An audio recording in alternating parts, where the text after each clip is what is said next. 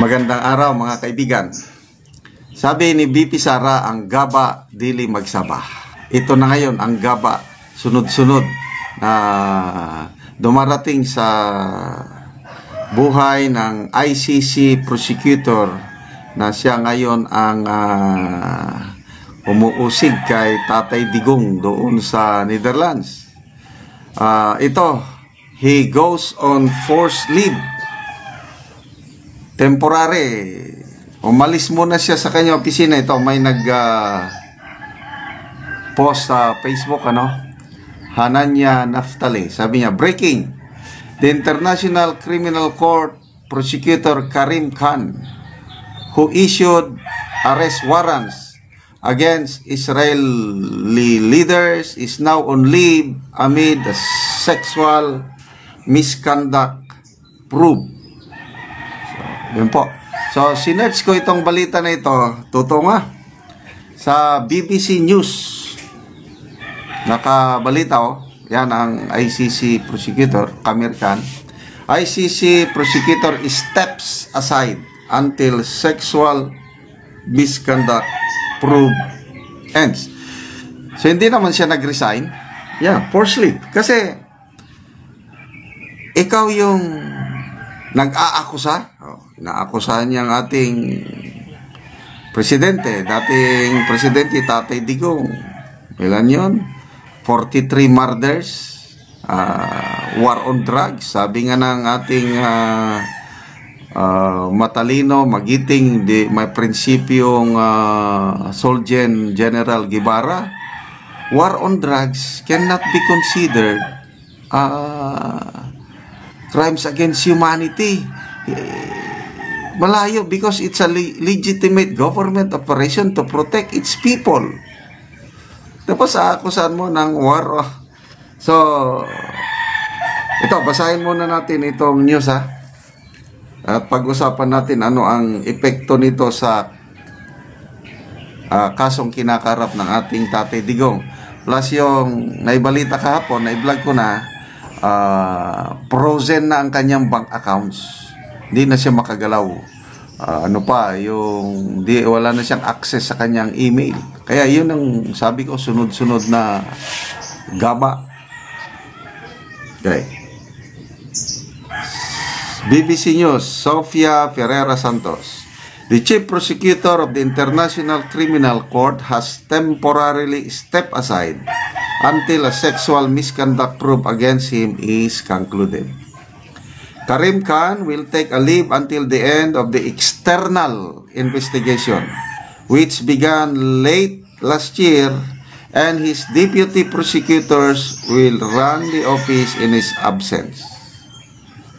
Previous media reports cited a document outlining accusations against Mr. Khan, understood to include unwanted sexual touching and abuse. Mr. Khan denied the allegations, which were reported to the court's governing body in October last year.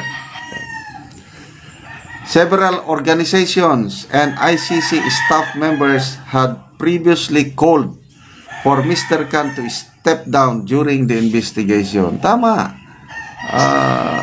Delikadesa ba? Dapat last year pa siya nag-leave. Hanggang ngayon, wala pa rin. It is unknown when the external investigation led by the UN Office of Internal Oversight Services will come to an end. An anonymous source told Reuters news agency that Mr. Khan spoke to UN investigators last week for a final interview as part of the process. Reuters reported that it had seen a letter Mr. Khan sent to his staff confirming his temporary leave, and in which the prosecutor said his position had been kept under constant review. Ito yung letter ni Mr. Khan. My decision is driven by deep and unwavering commitment to the credibility of our office and the court, and to safeguard the integrity of the process and fairness involved. Shortly after the allegations came to light last year, Mr. Khan as the ICC watchdog, the independent oversight mechanism to conduct an internal investigation into the claims. The court governing body later decided to pursue it externally to ensure a fully independent and impartial fair process. Okay, so ito, may aligasyon, ano? Sexual misconduct. So, ang gusto nitong prosecutor, Mr. Khan, ang ICC mismo ang mag-imbestiga. Internal mechanism body. Kailang ang desisyon ng ICC, hindi. Para patas, external, galing sa labas. Kaya yung UN, nasa na yung UN Office of Internal Oversight Services. So, United Nations, taga-United Nations ang gumagawa ng investigation, which is very good, ano? Para walang cover-up. Ayan. Leave na siya. So, ano ang epekto nito sa kaso ni Tatay Digong? Ang defense team ni Tatay Digong, nag-submit na ng motion ba yun o pleadings na i-dismiss na yung kaso at pauwi na Tatay Digong dahil wala nang jurisdiction ang ICC. So, ang prosecutor's office hanggang June 9 lang sila binigyan ng deadline na mag-submit ng kanilang position. So, ngayon, kita nyo, medyo nagkakagulo na sila. Una, wala na silang funding. Kasi nag-take effect na yung sanctions ng US, hindi na sila masyadong makagalaw. Frozen ang ano. So, mahirapan silang makagalaw.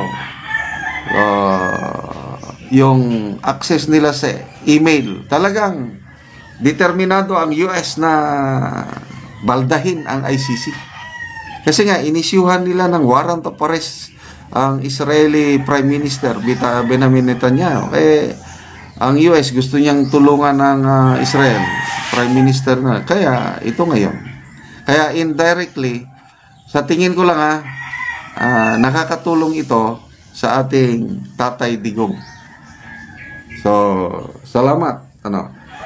Magbasa tayo sa mga comments. Rolando Libong Pasil, ICC, the Kangaroo Court. Paul Bryan, this is the same guy who represented William Ruto, the most corrupt president Kenya has ever had. To, ebahin mo ako. Our former President Duterte in the Philippines is in the ICC. They kidnap him and bring Netherlands with us. Okay. Rosel Umpay, he should be in jail instead our former President Duterte. Tama. Everywhere these people are a headache. ICC is known that has no credibility at all. Sige, ipatuloy lang natin ang ating pagdarasal para sa health ng ating Tatay Digong at ang mabilisan agaran niyang paglabas. Sana bago yung September 23 na hearing, makalabas na siya.